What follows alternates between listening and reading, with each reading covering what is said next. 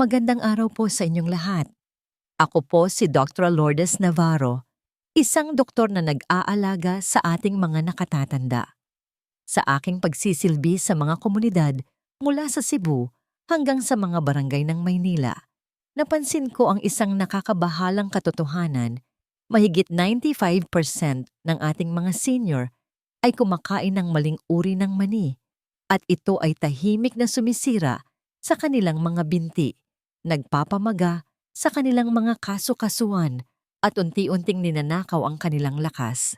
Maaaring iniisip ninyo na tama ang inyong ginagawa, ngunit ang ilan sa mga tinatawag na masusustansiyang mani na ito ay nagdudulot pala ng mabilis na panghihina, pagkawala ng balanse at pagkapagod. At ang pinakamasama sa lahat ay madalas pa nating nakikita at kinakain. Kung ang inyong mga binti ay tila bumibigat, ang inyong mga hakbang ay bumabagal, o mas madalas kayong nawawalan ng balanse kaysa dati, maaaring ito na ang dahilan. Ngayon, ilalantad natin ang 4 na uri ng mani na hindi ninyo dapat kainin at ang 4 na dapat ninyong simulang kainin para maibalik ang inyong lakas. Aayusin natin ito mula sa hindi gaanong mapanganib hanggang sa pinakamapanganib, at mula sa nakakatulong hanggang sa pinakamahalaga. Manatili po kayo hanggang sa dulo dahil ang huling mani na ibubunyag natin ay naiugnay sa biglaang panghihina ng binti na maaaring magdulot ng pagkatumba sa loob lamang ng ilang araw. Bago tayo magsimula, sabihin nyo naman po sa comment section kung taga saan po kayo nanonood ngayon. Gusto po naming marinig mula sa ating mga senior sa buong Pilipinas na nagsisikap pangalagaan ang kanilang kalusugan. Ngayon, nang walang anumang pag-aantala, simulan na natin sa 4 na mani na dapat ninyong kainin pagkatapos ng edad na 65, mula sa nakakatulong hanggang sa pinakamahalaga. Ito ang mga mani na nagbabalik ng lakas, nagpapanumbalik ng balanse, at nagpapanatiling malakas ang inyong mga binti. Meaning dapat kainin? Out of 4 pistachios. Kung kayo ay higit sa 7 at nararamdaman ninyong bumibigat, bumabagal, o nanlalamig ang inyong mga binti, o kung ang inyong mga kamay ay laging nangingimay, naninigas, o namamanhid, may problema po ang inyong sirkulasyon at hindi ito kusang aayos. Dito pumapasok ang pistachios.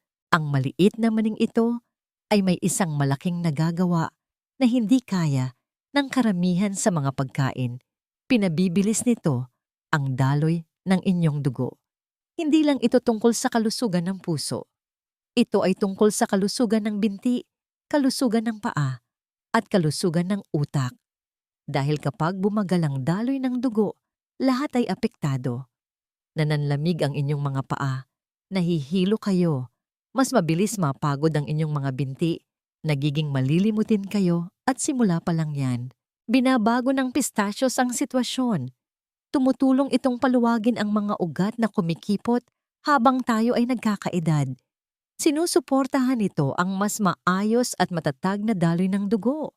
Tumutulong itong maghatid ng oxygen diretso sa mga kalamnan, sa inyong mga binti likod, at maging sa inyong utak. Ang ibig sabihin nito ay mas kaunting bigat pamamaga, pagkahilo at sakit, at mas maraming lakas alertong pag-iisip at sigla sa inyong paglalakad. Pero hindi pa dyan nagtatapos. Tinutulungan din ng pistachios ang inyong katawan na pamahalaan ng mas maayos ang asukal. At kung ang inyong enerhiya ay biglang bumabagsak sa kalagitnaan ng umaga, o kung pagod na pagod kayo, pagkatapos kumain, alam ninyong ang inyong blood sugar ay pabago-bago. Ang maning ito ay tumutulong na patatagin ito na nangangahulugang mas kaunting pagbagsak ng enerhiya, mas mahusay na focus, at mas matagal na lakas. Hindi lang kayo gising, kayo ay alerto, balanse at malakas. Ngayon, makinig po kayong mabuti. Kung kinukuha ninyo yung mga maalat at may pampalasang pistachios na nasa makintab at berdeng pakete, itigil nyo na po yan. Ang bersyon na yan ay sinisira ang lahat ng magagandang epekto. Ang kailangan ninyo ay yung dry roasted o hilaw Walang mantika, walang asin, walang asukal. Purong pistachios sa natural nitong anyo. Diyan nakatago ang kapangyarihan. Diyan nagsisimula ang paggaling. Magsimula sa isang maliit na dakok sa pagitan ng mga pagkain. Mapapansin ninyo ang pagkakaiba sa loob ng ilang araw. Mas mababawasan ang paninigas ng mga binti. Gaganda ang kulay ng inyong balat. Mas iinit ang inyong mga kamay at paa. At higit sa lahat, mababawasan ang pakiramdam na pagod at bigat na matagal nang nagpapahirap sa inyo. Hindi ninyo kailangan ng napakaraming tableta para ayusin ang inyong enerhiya o balanse. Minsan kailangan nyo lang ng tamang gatong sa tamang oras. Ang pistachios ang gatong na yon. At kung seryoso kayo sa pagnanais na gumalaw, nang mas maayos at lumakas dito kayo magsisimula. Meaning dapat kainin. Number 3, almonds. Kung kayo ay higit sa sitting at nakakaramdam ng panghihina sa inyong mga kamay, panginginig ng mga paa, o labis na pagkapagod, pagkatapos ng mga simpleng gawain tulad ng paglalakad o pagtayo ang inyong mga kalamnan ay nagugutom. At isa sa pinakamabilis na paraan upang labanan ang panghihinang iyon ay ang almonds. Hindi lamang ito basta pang merienda. Ito ay gatong para sa kalamnan. Tunay na gatong para sa kalamnan. At kung nararamdaman ninyong bumabagal, lumiliit, o lumalambot ang inyong mga binti, ang inyong kapit, o ang inyong katawan, ang almonds ay direktang kumikilos kung saan ito pinakamahalaga sa pagbuo, pagkumpuni, at pag-recharge. Ito ang nangyayari sa likod ng mga eksena araw-araw. Sinusubukan ng inyong katawan na labanan ang pagkawala ng kalamnan. Pagkatapos ng edad sisipo, bumibilis ang prosesong yan. Mas mabilis kayong mawalan ng lakas kaysa sa makuha ito. Nawawalan kayo ng kalamnan bago pa ninyo ito mapansin. Iyan ang dahilan kung bakit mas mabilis sumuko ang inyong mga binti, kung bakit hindi nyo na kayang buhatin ang dati ninyong binubuhat, kung bakit iba na ang pakiramdam ng inyong balanse. Ang laban ay tahimik na nangyayari sa loob ng inyong mga tissue. Binibigyan ng almonds ang inyong katawan ng mga kasangkapang kulang nito. Naghahatid ito ng protina, mga mineral at mga sustansyang nag-aayos ng kalamnan na kailangan ng inyong sistema para manatiling matatag. Tumutulong itong mapanatili ang lean tissue, sinusuportahan ang inyong mga kasukasuan at binibigyan ng inyong mga nerve ng materyales para patuloy na gumana ng tama, para ang inyong mga hakbang ay manatiling tiyak at hindi nanginginig. At hindi lang yan, ang almonds ay puno rin ng magnesium. At kung ang inyong mga kalamnan ay namumulikat, kung ang inyong mga talukap ay kumikibot, kung ang inyong mga binti ay naninigas sa gabi, malamang na humihingi ang inyong katawan ng mas marami nito. Ang magnesium ay tumutulong na i-relax ang inyong mga kalamnan, i-regulate ang ritmo ng inyong puso, at tulungan ang inyong katawan na kumalma pagkatapos ng stress at pagod. Kung palagi kayong tensyonado sa isip at sa katawan, ang maning ito ay tumutulong na alisin ang tensyon na yon. Ngunit tandaan, kailangan ninyo ng tunay na almonds. Hindi yung minatamis, hindi yung pinirito sa mantika, hindi yung binabad sa asin. Ang gusto ninyo ay dry roasted o hilaw na almonds. Malinis, buo, direktang lakas.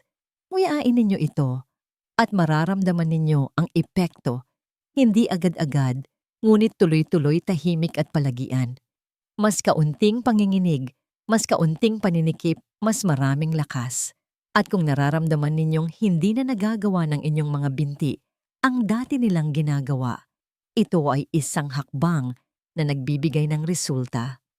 Hindi sa susunod na taon, kundi ngayon. Maglagay ng isang dakok sa inyong almusal, magdagdag ng ilan sa inyong tanghalian, magtabi ng ilan para kapag bumagsak ang inyong enerhiya. Hindi lang kayo nagmemeryenda, binibigyan ninyo ang inyong mga kalamnan ng matagal na nilang hinihiling. Hindi na kailangan ng inyong katawan ng mga pagkaing walang laman. Ang kailangan nito ay kapangyarihan at iyon mismo ang ibinibigay ng almonds. May ning dapat kainin. Number 2, money peanuts. Ang money ay madalas na hindi nauunawaan mali ang pagkakakilala at hindi wasto ang paggamit. Ngunit narito ang katotohanang hindi sinasabi sa inyo ang tamang uri ng money ay makakatulong na ibalik ang inyong lakas pagkatapos ng edad 60. Hindi ito nakakasama, hindi nagpapamaga, hindi nagpapabagal. Ito ay nagbibigay lakas. Linawin po natin ang isang bagay. Hindi natin pinag-uusapan ang peanut butter na nasa garapon. Hindi natin pinag-uusapan ang honey roasted na mani o mga snack pack na binalutan ng asukal. Ang tinutukoy natin ay tunay malinis at dry roasted na mani. Buo simple, walang asin, walang pampalasa. Purong nutrisyon sa hilaw nitong anyo. Bakit ito mahalaga? Dahil ang inyong mga kalamnan ay tahimik na lumiliit. Ang inyong mga binti ay tila mas maluwag, mas mahina ang inyong kapit, mas mabilis kayong hingalin. Iniisip ninyo na ito ay dahil sa pagtanda. Ngunit higit pa roon, ang inyong katawan ay kinukulang sa materyales para muling buuin ang sarili nito. At ang mani ibinibigay nito kung ano mismo ang kailangan protina na alam gamitin ng inyong katawan taba na kailangan ng inyong utak at mga mineral na kinakailangan ng inyong mga kalamnan. Pagkatapos ng edad 60 po, bumabagal ang inyong paggaling. Ang dating inaabot lang ng isang gabi ay inaabot na ngayon ng isang linggo. Ang dating madali ay nakakapagod na ngayon. Hindi lang yan pagtanda, ito ay pagkaubos ng reserba. At ang mani ay mabilis na tumutulong na punan muli ang tangke. Kung ang inyong enerhiya ay bumabagsak sa kalagitnaan ng umaga, kung nawawalan kayo ng balanse, kung ang inyong mga hakbang ay hindi na gaanong matatag, ang maning ito ay isang mata.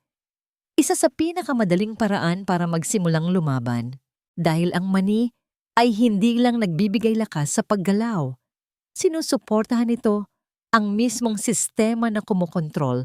Dito ang inyong mga kalamnan, mga nerve, at ang inyong katatagan. At ito ang bahaging hindi naiintindihan ng karamihan. Tumutulong din itong i-regulate ang inyong blood sugar. Ibig sabihin, mas kaunting bigla ang pagbagsak ng enerhiya. Mas kaunting pagkahilo, mas kaunting mga sandali na bigla na lang kayong nanghihina ng walang dahilan. Habang nagkakaedad, mas nahihirapan ang katawan na panatilihing matatag ang inyong enerhiya at ang mani ay tumutulong na patatagin ito. Nagbibigay din ito ng magnesium. At kung naramdaman ninyo na ang inyong mga binti ay kumikibot sa gabi, kung nagigising kayo sa pamumulikat, o kung ang inyong mga binti ay parang binuhol, ito ang kulang sa inyo. Ang mineral na ito ay nagdudulot ng kalmado sa naninigas na mga kalamnan at tumutulong na maging maayos at matatag ang tibok ng inyong puso. Ngunit wala sa mga ito ang gagana kung mali ang bersyon na kinakain ninyo. Maalat, may pampalasa, may matamis na balot, itapon nyo na po yan. Yun ang problema, hindi ang mani. Ang kailangan ninyo ay dry roasted o hilaw. Isang dakok lang sapat na. Walang hulaan, walang konsensya. Kung sinusubukan ninyong lumakas, gumalaw ng mas maayos at mag-isip ng mas malinaw, magsimula dito. Isang malinis na mani, isang tamang porsyon sa tamang oras, at hayaan ang inyong katawan na maramdaman ang matagal na nitong hinahanap. May ning dapat kainin, number 1, Brazil nuts. Ito ang mani na halos walang nagsasabi. Ngunit kung kayo ay higit sa 65, maaaring ito na ang pinakamakapangyarihang mani na maaari ninyong kainin. Ang isang maliit na Brazil nut ay mas marami pang magagawa para sa inyong enerhiya, lakas at paggaling kaysa sa karamihan ng mga health food sa inyong kuser. Ito ang dahilan. Ang Brazil nuts ay siksik at mayaman sa mga mineral na malamang ay kulang na sa inyong katawan. Hindi lang protina o taba, mga micronutrient na desperadong kailangan ng inyong mga kalamnan, nerve at immune system pagkatapos ng edad 65. At ang pinakamalaki sa mga ito ay ang selenium. Ang selenium ay parang isang master key. Tinutulungan nito ang inyong katawan na muling buuin ang mga nasirang tissue. Pinoprotektahan nito ang inyong mga kalamnan mula sa pagkasira. Sinusuportahan nito ang mga signal ng nerve para mas mabilis tumugon ang inyong mga binti, manatiling matatag ang inyong mga kamay, at hindi bumagsak ang inyong enerhiya pagsapit ng tanghali. Kung gumigising kayong pagod, nananakit ang katawan ng walang dahilan o nahihirapang bumawi, mula sa mga simpleng gawain ito, ang kulang sa inyo. Ang Brazil nuts ay hindi lang nagpapakain sa inyong mga kalamnan. Nire-recharge nito ang mga ito. Kung ang inyong mga binti ay nanginginig, pagkatapos ng maikling paglalakad, kung ang pag-akyat sa hagdanan ay parang napakabigat na trabaho, kung nararamdaman ninyong nawawala ang inyong lakas, hindi lang kayo pagod, kulang kayo sa kapangyarihan. Ang Brazil nuts ay nagbibigay sa inyong katawan ng mga hilaw na materyales na kailangan nito para labanan ang pagkawala ng kalamnan, paghina ng balanse at pagkapagod ng nerve. Hindi ito stimulant. Hindi kayo makakaramdam ng biglaang pagtaas ng enerhiya. Ang makukuha ninyo ay malalim at pangmatagalang suporta, ang uri na tumutulong sa inyong tumayo, ng mas matatag maglakad, ng mas malayo, at bumawi ng mas mabilis. Ngunit huwag po kayong mapaparami. Hindi ito ang uri ng mani na kinakain ng sandakukal. 1 o 2 lang sa isang araw ay sapat na. Ganoon lang po. Hindi ninyo kailangan ng higit pa. Sa katunayan, ang sobra ay maaaring makasama. Mabisang-mabisa ang mga ito, at kung kakainin ninyo ang tamang dami, gumagana ito na parang nakatarget na gatong tahimik na inaayos ang mga bagay na unti-unting nasisira. At iyan ang pagkakaiba sa pagitan ng paghina at paggaling. Hindi ito tungkol sa pagkain ng mas marami. Ito ay tungkol sa pagkain ng mas matalino, mas malinis, at may intensyon. Ang isang Brazil nut sa isang araw ay maaring mga hulugan ng pagkakaiba sa pagitan ng masakit na binti at matatag na binti, sa pagitan ng mabagal na umaga at malakas na umaga, sa pagitan ng pagbagsak at pagbangon. Kung nararamdaman ninyong hindi na tumutugon ang inyong katawan, na parang nawawala ang inyong lakas kahit anong kainin ninyo, oras na para maging seryoso. Idagdag ang maning ito sa inyong araw, isa lang. Ibigay sa inyong katawan ang matagal na nitong hinahanap at pagkatapos ay damhin ang pagbabago. Hindi balang araw, hindi sa isang buwan. Mararamdaman ninyo ang simula sa loob ng ilang araw. Dahil hindi lang ito pagkain, ito ay gatong na matagal nang hinihiling ng inyong katawan. Ngayong alam na ninyo kung aling mga mani ang makapagpapatibay sa inyong lakas, pag-usapan naman natin ang mga tahimik na sumisira rito. Ang susunod na 4 na ito ay nagdudulot ng tunay na pinsala sa inyong katawan pagkatapos ng edad 65. At karamihan sa mga tao ay kinakain ito ng walang kamalay-malay. Mapanganib naman ni number 4, cashews. Ang kasoy ay mukhang hindi nakakapinsala, masarap at tila masustansya. Ngunit kung kayo ay higit sa sensitive at kumakain pa rin ng pinirito at maalat na kasoy, kailangan nyo na pong itigil yan ngayon din dahil hindi ito nakakatulong sa inyong katawan. Tahimik itong sinisira. Kapag ang kasoy ay pinirito sa mga murang langis at binalutan ng asin, nagbabago ito mula sa isang simpleng merienda tungo sa isang seryosong patibong sa kalusugan. Ang mga processed na bersyon na ito ay nagdudulot ng tahimik na pamamaga sa inyong mga ugat, nagpapahirap sa inyong puso, at nagpapabigat sa inyong mga bato dahil sa sobrang asin. Ang isang dakok na inaakala ninyong nagbibigay enerhiya ay nagpapataas pala ng inyong presyon, nagpapatigas ng inyong mga kasu-kasuan, at nagsisimula na mo ng mga reaksyon na nagpaparamdam sa buong katawan ninyo na mas mabagal, mas namamaga, at mas wala sa balanse. At ito ang bahaging hindi sinasabi ng iba. Ang mga langis na ginagamit sa piniritong kasoy ay ang pinakamasamang uri murang seed oils na nagpapalala ng paninigas at sakit sa kasukasuan. Ang inyong mga ugat ay nagiging mas makipot, ang inyong memorya ay nagiging mas malabo. At kung pagod na kayo pagkatapos maglakad o umakyat ng hagdan, lalo pa itong pinalalala ng meryendang ito. Hindi kayang iproseso ng inyong katawan ang mga langis na ito tulad ng dati. Bumabara ito sa proseso ng paggaling pinapahina ang sirkulasyon at iniiwan kayong nagtataka kung bakit kayo mas mabagal, mas naninigas at mas pagod pagkatapos gawin ang halos wala. At hindi lang ito tungkol sa sakit o presyon. Ito ay tungkol sa nangyayari sa ilalim sa inyong mga nerve, kalamnan at tiyan. Ang kasoy na pinirito sa pang-industriyang mantika ay nagpapalala ng nakatagong pamamaga. Ito yung uri ng pinsala na hindi ninyo nararamdaman hanggang sa huli na ang lahat. Kapag nagsimula ng mamaga ang inyong mga bukong-bukong, kapag lumalabo ang isip ninyo sa hapon, kapag bumabagsak ang enerhiya ninyo sa kalagitnaan ng umaga at hindi ninyo alam kung bakit. Narito ang dapat gawin sa halip kung mahilig kayo sa kasoy, lumipat agad sa hilaw at walang asin na bersyon. Panatilihing maliit ang inyong porsyon at huwag na huwag bibili ng mga makintab at may pampalasang snack pack. Puno ang mga yon ng sodium, mga kemikal at artipisyal na langis na parang lason sa katawan pagkatapos ng edad 65. Ang kasoy ay hindi ang pinakamasamang mani sa listahang ito, ngunit kung kinakain ninyo itong pinirito at maalat dahan-dahan, kayong pinahihina nito. Itigil ang pagbibigay ng mas maraming problema sa inyong katawan. Ang pinsala ay naiipon ng tahimik at sa oras na maramdaman ninyo ito, tapos na ang pinsala.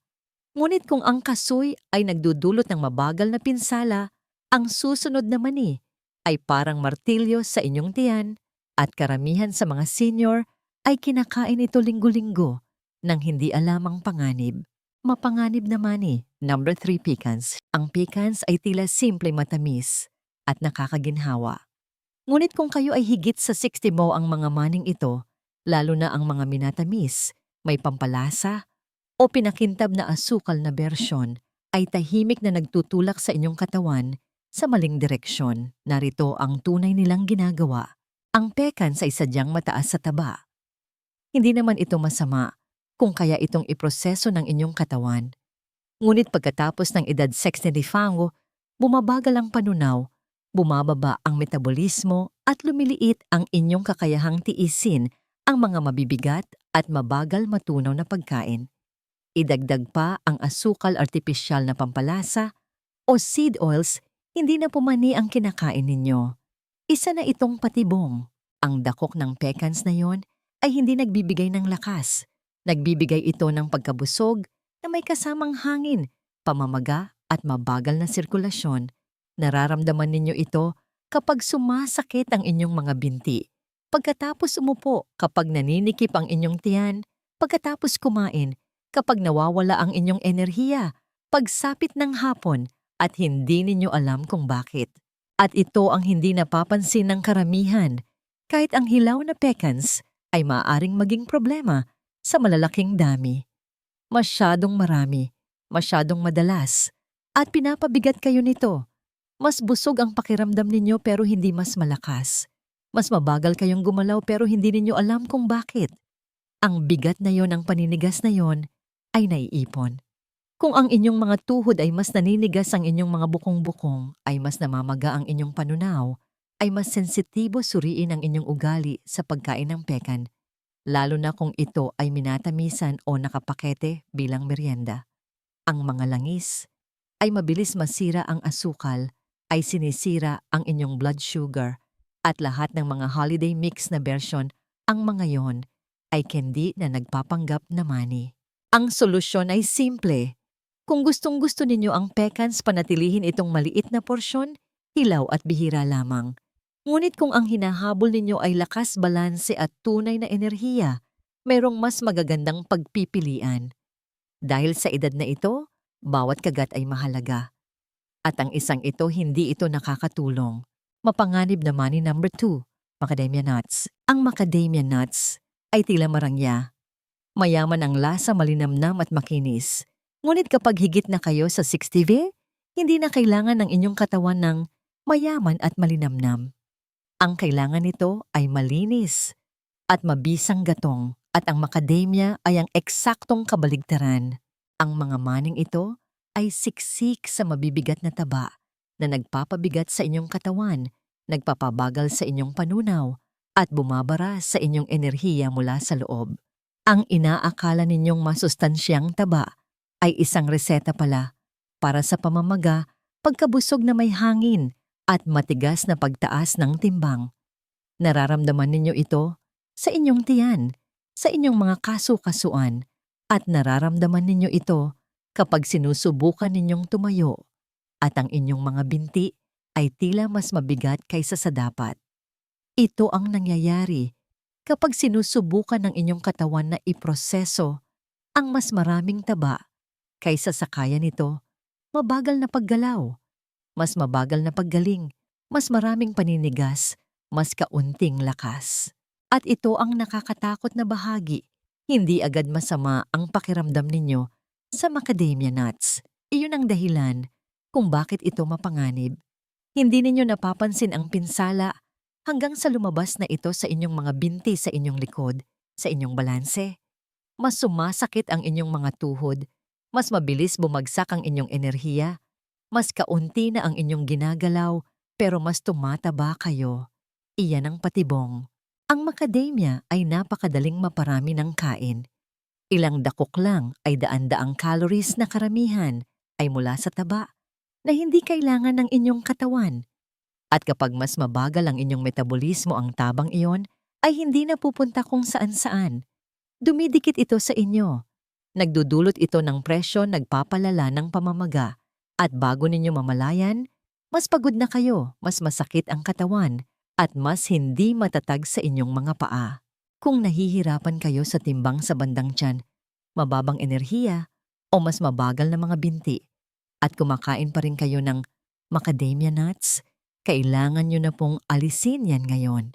Hindi sila nakakatulong. Ginagawa nilang mas mahirap gumalaw, mas mahirap magsunog ng taba, mas mahirap bumawi. Bawat dakok ay nagdaragdag sa bigat na sinusubukan ninyong labanan. Lumipat sa mas payat at mas malinis na mga mani na talagang sumusuporta sa sirkulasyon, paggalaw at lakas. Dahil maaring maliit ang macadamia, ngunit ang pinsalang idinudulot nito ay mabilis na naiipon. At kung sa tingin ninyo ay masama na ang mga ito, maghintay kayo hanggang marinig ninyo ang pinakamasamang mani sa lahat. Ang isang ito ay umaatake sa inyong presyon bato at enerhiya araw-araw. Mapanganib na mani number 1, walnuts. Ang walnuts ay isa sa mga pinakanakakalitong pagkain para sa mga taong higit sa 65. Sinabihan kayo na mabuti ito para sa inyong utak. Sinabihan kayo na nakakatulong ito sa inyong puso. Ngunit walang nagsabi sa inyo kung ano talaga ang kayang gawin nito kapag nagsimula ng mag-edad ang inyong katawan. At sa oras na maramdaman ninyo ang pinsala, nangyayari na ito. Narito, ang katotohanan ng walnuts ay mabigat sa mga langis na hindi laging maganda ang epekto sa katawang nagkakaedad. Pagkatapos ng sitting, bumabagal ang inyong metabolismo, humihina ang inyong mga sistema sa pag-detox at nagiging mas sensitibo ang inyong reaksyon sa pamamaga. Ang masustansyang taba sa walnuts, naiipon ito ng sobra ng napakabilis at nagsisimula itong magdulot ng eksaktong mga problema na inaakala ninyong iniiwasan ninyo, mas naninigas na kasukasuan, mas mabagal na panunaw, namumulikat na tiyan, at nawawalang enerhiya bago pa man magtanghali. At sa lahat ng ito, iniisip ninyong may ginagawa kayong mabuti para sa inyong katawan. Iyan ang patibong dahil walang nagbabala sa inyo na ang walnuts ay mabilis masira. Ang mga langis na yon ay mabilis maging rances kahit na mukha pa silang maayos. At kapag nasira na ang mga ito, hindi lang nawawala ang benepisyo nila. Nilalason nila ang inyong sistema. Nalasahan na ba ninyo yung mapait na kagat? Hindi lang po yan lasa, palatandaan po yan ng pagkabulok. Ang pamamaga ay nagsisimula ng tahimik. Hindi kayo makakaramdam ng matinding sakit kaagad. Sa halip magsisimulang manikip ang inyong mga tuhod, mas mamamaga ng kaunti ang inyong mga bukong-bukong lumalabo, ang inyong pag-iisip. Mas pagod kayo sa araw at hindi na kayo nare-recharge ng tulog tulad ng dati. Sisisihin ninyo ang pagtanda habang ang tunay na salarin ay nakaupo sa inyong kusina sa isang supot na inaakala ninyong nagpapanatili sa inyong kalusugan. Hindi lang ito tungkol sa mga langis. Ito ay tungkol sa kung paano nakikipag-ugnayan ang mga taba na yon sa inyong dugo, utak at tiyan. Ang walnuts ay puno ng omega-6 at kung hindi ninyo ito binabalanse ng tamang omega-3, sumasabog ang kawalan ng balanse sa loob ng inyong katawan. Ang inyong mga ugat ay nagiging namamaga, mas nagsisikap ang inyong puso. Hindi gaanong mabilis makabawi ang inyong mga kalamnan. Nagsisimula kayong gumalaw ng mas kaunti hindi dahil mahina kayo, kundi dahil ang inyong katawan ay namamaga sobra sa karga at tahimik na inaatake.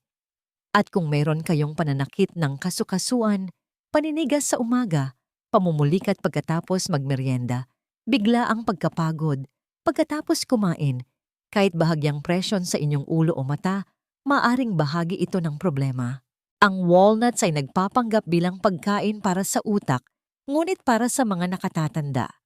Madalas itong gatong sa likod ng malabong pag-iisip, mahinang sirkulasyon at pamamaga na kumakalat ng walang babala. Ang problema ay nasa lahat ng dako, ang walnut sa mga trail mix snack pack, heart healthy, na salad. Sinasabihan kayong matalinong kainin ito, ngunit kung kayo ay higit sa 65 at ang inyong katawan ay mayroon ng problema sa presyo ng dugo, pagbabago sa panunaw o talamak na paninigas ang walnuts, ang huling bagay na kailangan ninyo nagdaragdag ng mas maraming gatong sa apoy. At ito ang pinakamasamang bahagi, ang pinsala ay naiipon araw-araw ng tahimik. Hanggang sa mas mababa na ang inyong lakas, mas malala ang inyong balanse, at parang mas mabilis tumanda ang inyong katawan kaysa sa dapat. Lahat habang patuloy ninyong ginagawa ang tamang sambam bagay sa pagkain ng isang dakok ng walnuts sa araw-araw. Dito na po ito nagtatapos. Kung gusto ninyo ng mas kaunting sakit, mas mahusay na paggalaw, mas malinaw na pag-iisip at mas malakas na mga binti, itigil na po ang pagkain ng walnuts. Huwag nang ubusin ang nasa supot. Huwag nang bumili ulit. Alisin nyo na po. Palitan ito ng mga money na talagang nagpapakalma ng pamamaga, sumusuporta sa sirkulasyon at nagbibigay ng lakas. Dahil oo, meron pong ganoon. Ngayon, nakita na ninyo ang dalawang panig, ang 4 na mani na maaaring magpatibay ng inyong lakas, magpalakas ng inyong balanse, at magpanatiling malakas ang inyong mga binti, at ang 4 na tahimik na sumisira sa inyo. Isang mahalagang aral. Hindi ito tungkol sa hulaan. Ito ay tungkol sa pagkontrol sa inyong kalusugan. Dahil pagkatapos ng edad 65, ang maling pagkain ay hindi lang nagpapabagal sa inyo. May kinukuha ito mula sa inyo, ang inyong enerhiya, ang inyong kalayaan, ang inyong kakayahang bumawi, gumalaw at mamuhay sa paraang gusto ninyo. Ang bawat kagat ay mahalaga. Hindi ito tungkol sa pagbabawal sa sarili, kundi tungkol sa pagpili ng pagkain na nagbibigay sa inyong katawan ng tamang sandata para lumaban at manatiling malakas. Pero ngayon, mas marami na kayong alam. Alam na ninyo kung ano ang dapat kainin at kung ano ang dapat iwasan para sa wakas ay makuha ng inyong katawan ang suportang matagal na nitong hinihiling. Bago po tayo magtapos, i-comment ninyo naman sa ibaba. Anong money ang madalas ninyong kainin? Matapos ninyong mapanood ito, sa tingin ninyo ba ay nakakatulong ito o nakakasama? Binabasa po namin ang bawat isang komento. At kung nakatulong po ang video na ito, nabuksan ang inyong isipan, mangyaring mag-subscribe na po kayo sa aming channel. Meron pa kaming paparating na mga importanteng health video para sa mga senior bawat linggo, mga totoong solusyon, totoong babala at totoong paraan para manatiling malakas, matalas ang isip at malaya simula ngayon. I-share din po natin ito sa ating mga kaibigan, kapamilya at sa lahat ng senior na mahal natin upang sila rin ay magkaroon ng kaalaman. Salamat po sa panonood.